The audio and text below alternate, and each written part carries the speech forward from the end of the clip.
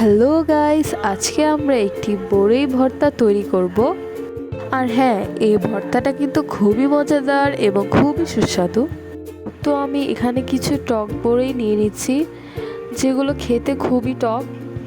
তো আমি এক এক করে সবগুলো ঢেলে দিচ্ছি এবং সবগুলো আমি পিষে নিচ্ছি। আর এই টক বড়িগুলো একদম মিহিন করে পিষানোর কোনো দরকার নেই, হালকা অর্ধেকের মতো পিষানো দরকার আছে। যেমনটি আপনারা দেখতেই পাচ্ছেন আমি কিভাবে পিষিয়েছি। আমার সবগুলো স্টেপ ভালো করে খেয়াল করুন। তো আমি এখানে 1 চামচের পরিমাণে লবণ ও 1 চামচের পরিমাণে বিট লবণ দিয়ে দিচ্ছি। স্বাদ বাড়ানোর জন্য আমি এখানে জলপাই ব্যবহার করেছি, আপনারা চাইলে তেঁতুল ব্যবহার করতে পারেন। তো এখানে আমি বিট লবণ আরেকটু দিয়ে দিলাম এবং পাঁচফোড়ন দিয়ে দিলাম। উপর দিয়ে একটু চিনি, 1 চামচ পরিমাণে চিনি দিয়ে দিয়েছি এবং এখানে ভাজা শুকনো মরিচ ও কাঁচামরিচ ভেঙে দিয়ে দিলাম।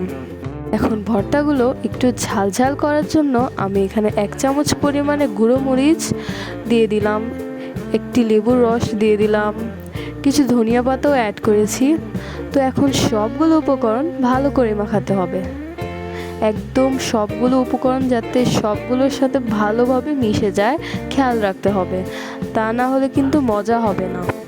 সবগুলো উপকরণ মাখালেই আমাদের সেই স্পেশাল ভর্তাটি তৈরি হয়ে যাবে। আর এই ভর্তাটি কিন্তু আমরা প্রায় রাস্তার আশেপাশের লোকদের এই ভর্তাটি বিক্রি করতে দেখি, আর এটি কিন্তু খুবই চড়া দামে বিক্রি হয়। তো আপনারা এই উপায়ে খুব সহজেই ঘরে ভর্তাটি বানিয়ে ফেলতে পারেন, আর খুবই মজাদার হবে এবং বাহিরের চেয়ে কোনো অংশে কম হবে না।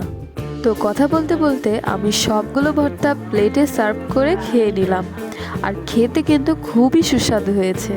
আপনারা চাইলে বাসায় ট্রাই করতে পারেন। এতে কিন্তু টক ঝাল মিষ্টি সব রকমের ফ্লেভার রয়েছে। তো আজকের জন্য এতটুকুই। আল্লাহ হাফেজ।